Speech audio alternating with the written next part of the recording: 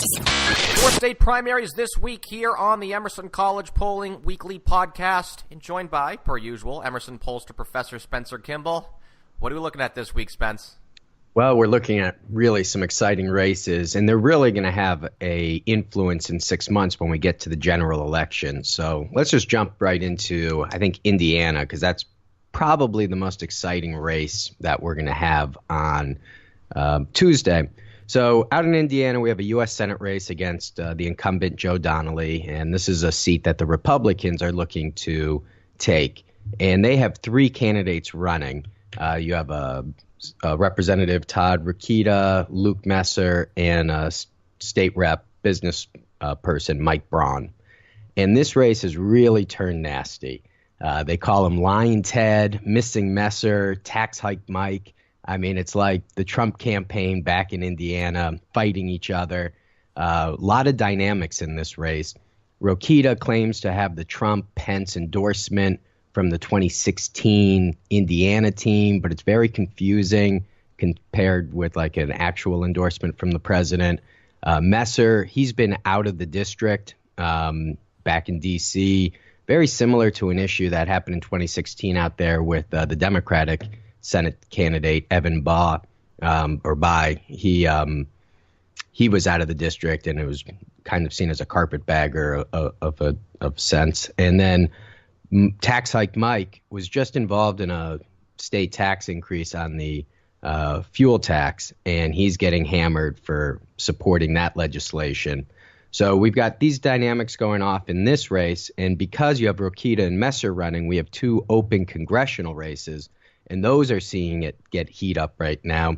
In the 4th District, there's a former state rep, Steve Brown, and Diego Morales, who used to work for Pence, running down there. There's state rep Jim Baird. So the 4th District is interesting. But in the 6th District, you actually have Mike Pence's brother, Greg Pence, running for his old congressional seat. And he's raised about $900,000. He's been endorsed by Messer. And remember, Rokita is claiming to have been endorsed more like by the Pence organization. So you got all these moving parts down in Indiana, and it will be exciting to see how that rolls out. I think if we just jump over Ohio, look at West Virginia quickly next, that's Joe Manchin's seat. And again, that's a seat that the Republicans think that they can turn. They've got Evan Jenkins, the establishment person, running. Jenkins, he's out of the 3rd District, which, again, opens up another congressional race. So you'll have a primary out in the 3rd, which is a very rural part of West Virginia. But then you have Patrick Morrissey running. He's been endorsed by Rand Paul, Ted Cruz, National Review. He's the attorney general. His problem is that he's from New Jersey. Jenkins' problem is that he used to be a Democrat. And then you have this fella, Don Blankenship, and you may have heard about him in the news.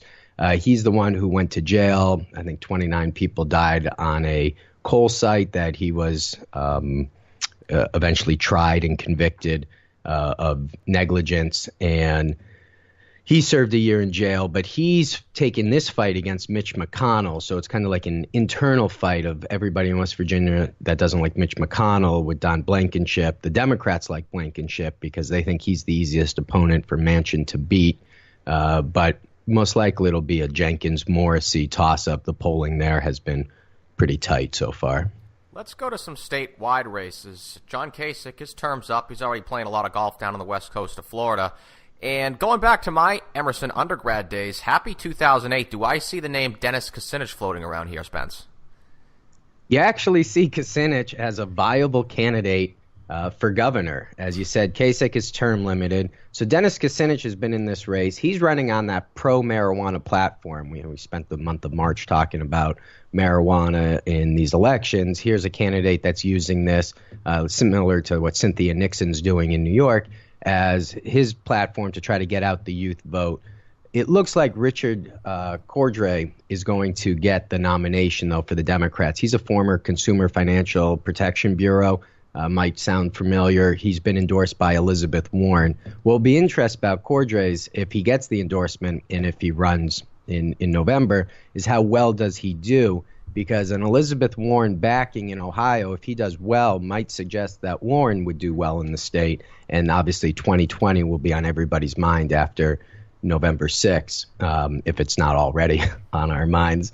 And then on the Republican side, Mike DeWine, who's the attorney general, is probably going to get the nomination over Mary Taylor, the lieutenant governor. Though I've seen Taylor on the campaign trail, looks very strong, but DeWine has a lot of support and endorsements as well in that governor's race. And then we have the Senate race. That's Sherrod Brown. If you remember, he's been an advocate for tariffs, and now that Trump has done these tariffs, it's kind of an interesting place for him to be. But the Republicans have a contested primary there. Jim Renacci, the congressman out of the 16th district, is running against Mike Gibbons, a businessman. Renacci is expected to get the nomination, but that again opens up the 16th district to a primary. And that primary is real interesting between Anthony Gonzalez and Christina Hagan. Gonzalez, a former college football player, he's 33, Cuban immigrant, son of a Cuban immigrant. He's against DACA versus Hagan, who some have argued is a career politician, took over her father's seat and has been reelected 2 or 3 times since. So they're both fairly young. Gonzalez, 33, Hagan, 29.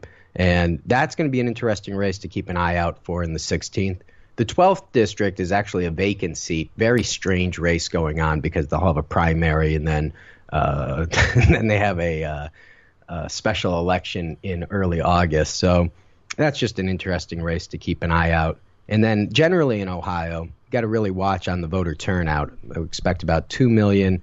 In 2016, we saw about 2 million GOP votes versus 1.2 million Democratic votes in the primaries.